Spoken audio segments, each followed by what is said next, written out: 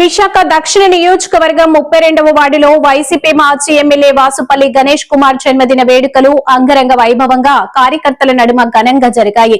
ఈ కార్యక్రమంలో వార్డు అధ్యక్షులు పిన్నింట్ల రాజారెడ్డి మాట్లాడుతూ ఇలాంటి జన్మదిన వేడుకలు ఇంకెన్నో జరుపుకోవాలని కోరారు.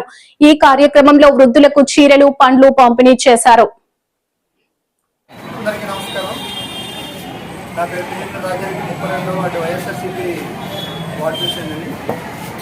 ఈరోజు మన స్థానిక మాజీ ఎమ్మెల్యే వాసుపల్లి గణేష్ కుమార్ గారు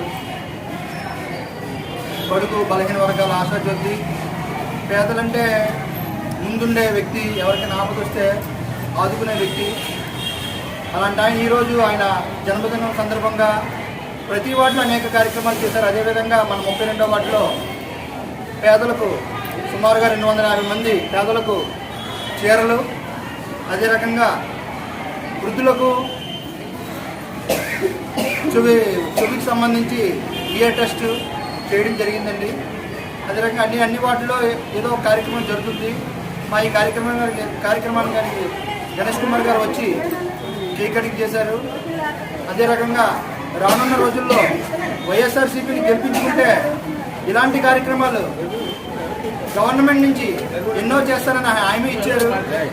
అదే రకంగా ఇప్పుడు జరుగుతున్న కూటమి ప్రభుత్వంలో భూ కబ్జాలు అరికట్టాలని పిలుపునిచ్చారు.